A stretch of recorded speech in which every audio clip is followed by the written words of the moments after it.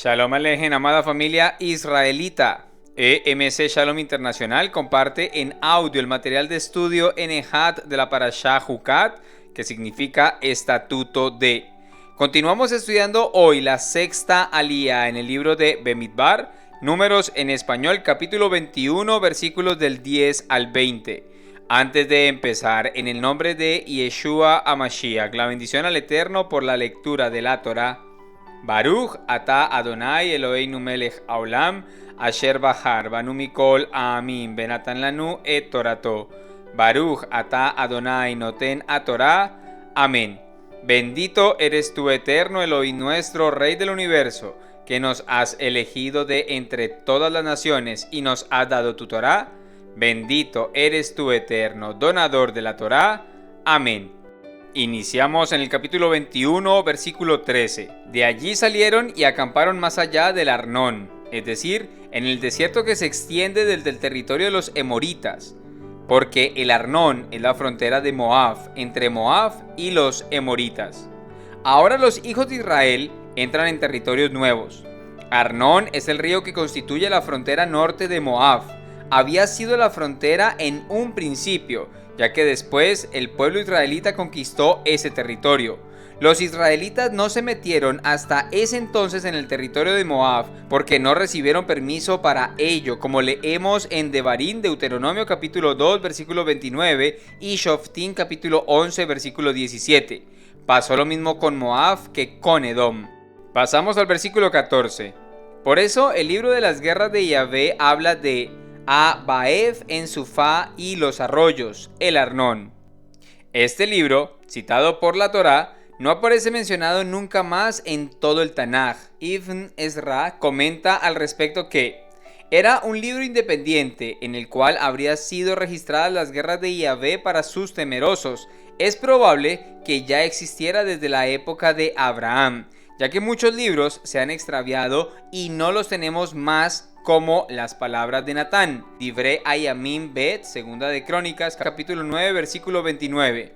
El libro de Iddo, Divrei Ayamim Bet, capítulo 12, versículo 15 y capítulo 13, versículo 22. El libro de las crónicas de los reyes de Israel y los poemas del rey Shlomo, del rey Salomón y sus proverbios. Melachim Aleph, primera de Reyes, capítulo 5, versículo 12. Otro libro perdido es el que se llama Sefer Aishar, según vemos en Yahoshua, Josué capítulo 10 versículo 13 y Shemuel Bet, segunda de Samuel capítulo 1 versículo 18. Todo esto demuestra que no faltaba actividad literaria en Israel en la época de Moshe y que había hombres de espíritu e inspiración, probablemente los narradores mencionados en Bemidbar capítulo 21 versículo 27, que contaron los hechos de los cuales fueron testigos y los escribieron para su generación y las generaciones venideras. Como ejemplo de estos hombres, la palabra nos exhorta a que marquemos nuestra generación con el puro mensaje de la Torá y que transmitamos un legado de santidad y obediencia al mandamiento a las generaciones postreras. Versículo 16. Y de allí a Beer, que es el pozo donde Yahvé le dijo a Moshe: congrega al pueblo para darles agua. Rav Magrizo en Mean Loes comenta: este versículo no debe interpretarse como diciendo que los israelitas llegaron a su pozo a esta altura del viaje. El pozo los había estado acompañando desde el Éxodo, cuando iniciaron sus viajes, 40 años antes, y no apareció, y recién se nombra en este pasaje al cabo de 40 años. Vale decir que las escrituras aquí no están diciendo que los israelitas viajaron de allí al pozo, sino que una corriente de sangre fluía desde allí hasta el pozo, haciendo que tomaran conciencia del milagro que les estaba haciendo. Por eso se pusieron a cantar. Lo vemos en Bemidbar capítulo 21 versículo 17. Fue entonces que Israel cantó esta canción: levántate, oh pozo, responde. Podemos ofrecer otra lectura alternativa. Por eso habla en el libro, pues las guerras son para Dios. En otras palabras, Elohim les está diciendo a los israelitas: no necesitan ocuparse de la guerra, ocúpense de la Torá y yo libraré la guerra en vuestro lugar. Así también el Eterno le había dicho a David que si él se ocupaba de la Torá, él le libraría en la guerra.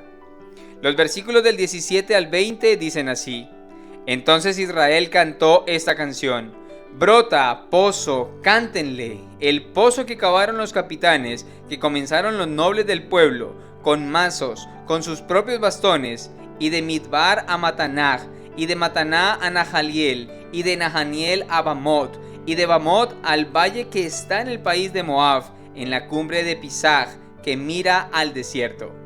Israel cantó Dabar, del Strong número 1696, entonó cántico de celebración a Yahvé. Un verdadero israelita es uno que canta, o por lo menos intenta cantar, aunque no tenga el don. El canto es originalmente algo muy positivo para el ser humano.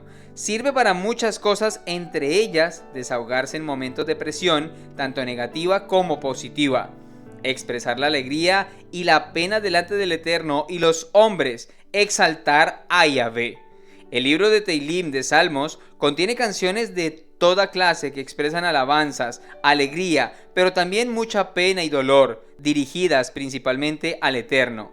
Yahvé quiere que nos expresemos delante de Él por medio de cánticos, así que acostúmbrate a cantar delante de tu Hacedor. Rab Magrizo en Meán Loes comenta: un pozo cavado por príncipes, un pozo cavado por Moisés y Aarón con sus varas. Ellos obviamente no habían cavado el pozo, ya que Elohim lo había hecho disponible en el desierto y no había necesidad de cavarlo ni de hacer ninguna otra cosa.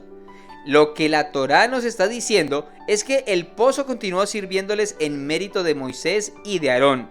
Si vamos a nuestra apreciación como ministerio de raíces hebreas bajo el principio del remés, segundo nivel de interpretación exegética que corresponde a lo alegórico, está anunciando el cántico del pozo. Él habla alegóricamente de la Torá misma, la cual es el pozo de donde brotan los manantiales de la vida. La función que el agua cumple en nosotros corresponde a saciar nuestra sed y a la vez lavarnos de nuestra impureza. Las varas de Moshe y Aarón. Teilim, Salmo capítulo 23, versículo 4. Vara del legislador y del Cohen Gadol. Referencia directa en Yeshua, quien es el legislador. Maasé, Hechos capítulo 10, versículo 42. Y el sumo sacerdote establecido para expiar nuestros pecados. Yohanan, Juan capítulo 3, versículo 17. Este es el regalo en medio de nuestro desierto, la Torá viva, Yeshua HaMashiach, la roca de nuestra salvación. Amados hermanos, serían interminables las aplicaciones alegóricas que podríamos ver en este pasaje. Lo más importante es valorar nuestro pozo y mantenerlo a disponibilidad mediante nuestro compromiso a la obediencia. Que no cambiemos nuestro pozo de vida. Irmeyá, Jeremías capítulo 2, versículo 13. Porque mi pueblo ha cometido dos males. Ellos me han abandonado, la fuente de agua viva, y han cavado para sí mismos cisternas rotas que no retienen agua. El Eterno nos libre de cosa semejante. Deseamos que este audio llene su corazón y traiga un mayor entendimiento de la palabra de nuestro Creador. En el nombre de Yeshua HaMashiach, Melech de Israel. Amén. Shalom, shalom.